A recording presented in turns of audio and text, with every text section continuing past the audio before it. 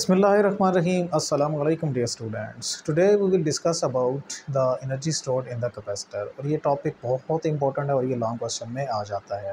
तो आज हम इसके अंदर डिस्कस करने वाले हैं कि किस तरह से एक कैपेसिटर के अंदर एनर्जी को स्टोर किया जा सकता है। जैसे लास्ट टाइम हमने जो टॉपिक डिस्कस किया था उसमें हमने ये बात पढ़ी थी कि किसी भी पैरेलल प्लेट कैपेसिटर की जो कैपेसिटेंस है वो किस तरह से फाइंड आउट की जाती है। और उसके अलावा हमने ये डिस्कस किया था कि अगर प्लेट्स के दरमियान किसी भी डाई इलेक्ट्रिक मटेरियल को इंट्रोड्यूस करा दिया जाए तो फिर उससे उसकी कैपेसिटेंस पे क्या फ़र्क पड़ता है। लेकिन आज का जो टॉपिक है वो एनर्जी से रिलेटेड है कि किसी भी पैरेलल प्लेट कैपेसिटर के अंदर एनर्जी को किस तरह से स्टोर किया जा सकता है। फ़र्स्ट ऑफ़ ऑल, क्योंकि मैं आपको बहुत सारी चीज़ें इस बारे में बता चुका हूँ कि जब कभी भी हम कोई लॉन्ग टॉपिक स्टार्ट करते हैं तो उसके लिए स्टेटमेंट का होना इंतहाई ज़रूरी है। यहाँ पे जो हम टॉपिक के अंदर स्टेटमेंट को इस्तेमाल करने जा रहे हैं वो in terms of the mathematics जो है वो उसको एक्सप्लेन करेंगे। और वो क्या होगी, डिस्क्राइब इस तरह से करेंगे, हम ये कहेंगे जो उसका लास्ट मैथमेटिकल पॉइंट होगा या स्टेप होगा उसे उठाएंगे और उसको हम स्टेटमेंट बना देंगे। हम ये कहेंगे the energy stored in a parallel plate capacitor becomes equal to, यानी उसकी जो एनर्जी स्टोर्ड होगी, एनर्जी स्टोर्ड, चले मैं E.S यानी एनर्जी स्टोर्ड लिखूँगा, उसको मैं जस्ट फार्मूले को उठाकर यहाँ पे लिख दूँगा। वो क्या होती है, वो होती है 1/2 AD into E square epsilon 0 into epsilon R।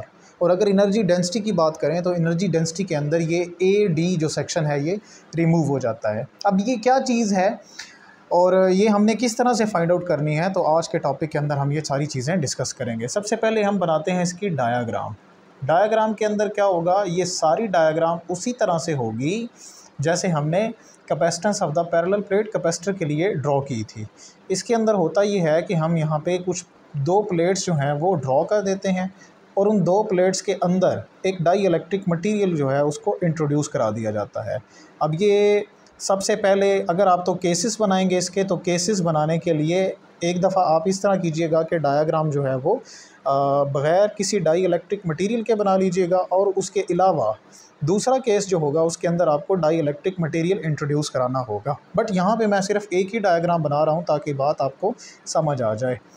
इसमें होता ये है कि हम क्या करते हैं, डायरेक्ट एक ऐसी डायग्राम बना देते हैं जिसके अंदर ऑलरेडी डाई इलेक्ट्रिक मटेरियल जो है उसको इंट्रोड्यूस करा दिया गया है और बाद में हम इसके केसेस के अंदर ये बात ज़ाहिर कर देते हैं कि हमने बाद में इसके अंदर एक डाई इलेक्ट्रिक मटेरियल जो है वो बाद में ड्रॉ किया है। ठीक, अच्छा, यहाँ पे होता क्या है कि इसके अंदर यहाँ पे एक की को अटैच कर देते हैं, यहाँ पे बैटरी को अटैच कर दिया गया है जिसका एक लॉन्ग टर्म जो होता है, ये जो लंबी वाली साइड होती है ये पॉजिटिव को रिप्रेजेंट करेगी, पॉजिटिव टर्मिनल, और जो लोअर होगा वो नेगेटिव टर्मिनल को रिप्रेजेंट कर देगा। इसलिए वो प्लेट कैपेसिटर की जिसको आप पॉजिटिव टर्मिनल से अटैच करते हैं उसके ऊपर पॉजिटिव चार्ज आ जाता है जैसे ही हम की को क्या करते हैं, क्लोज़ करते हैं। इसी तरह दूसरी प्लेट जिसको बैटरी के नेगेटिव टर्मिनल से अटैच किया जाता है उसके ऊपर नेगेटिव चार्ज आ जाता है।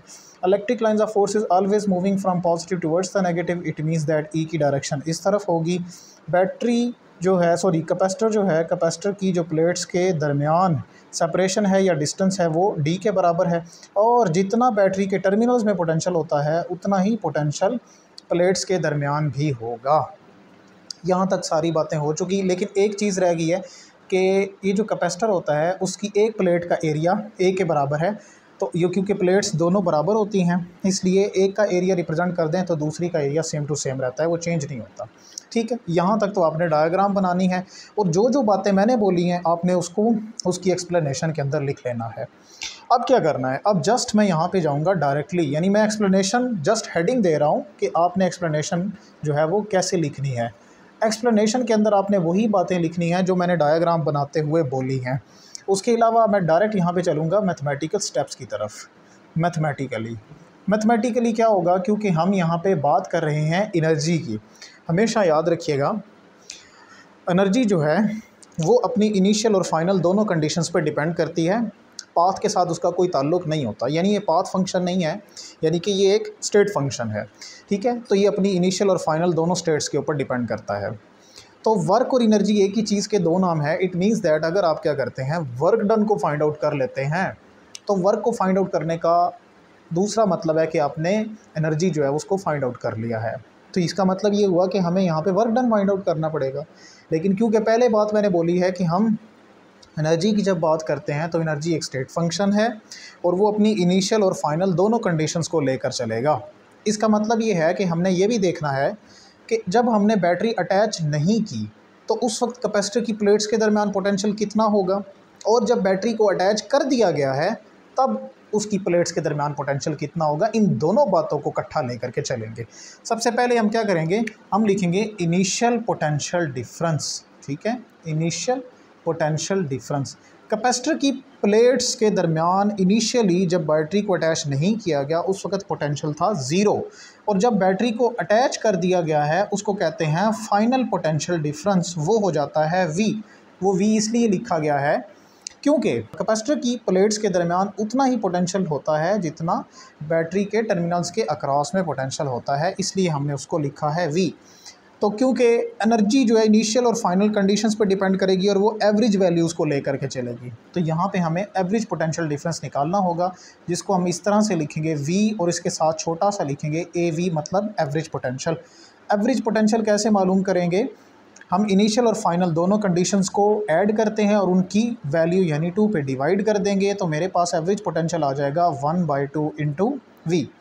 अब हम क्या करेंगे, क्योंकि मैंने बताया है कि हमने वर्क डन को फाइंड आउट करना है, तो सबसे पहले मैं लिखूंगा यहाँ पे इलेक्ट्रिक पोटेंशियल की डेफिनेशन। हम लिखेंगे as we know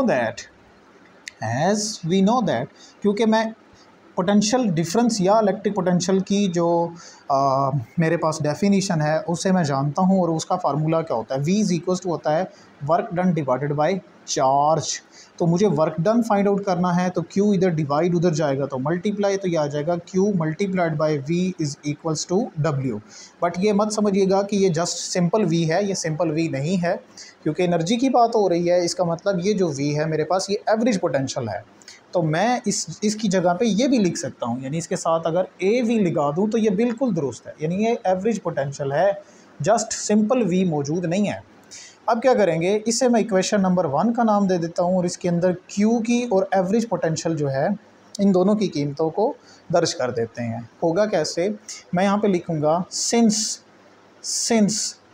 Q is equals to, हमें पहले से मालूम है कैपेसिटर के लिए Q की वैल्यू होती है CV, जबकि एवरेज पोटेंशियल जो है उसको फाइंड आउट किया जा चुका है, वो बराबर आया है 1/2 इंटू V। इन दोनों की वैल्यूज़ को हम इस इक्वेशन नंबर 1 के अंदर क्या करेंगे, पुट कर देंगे।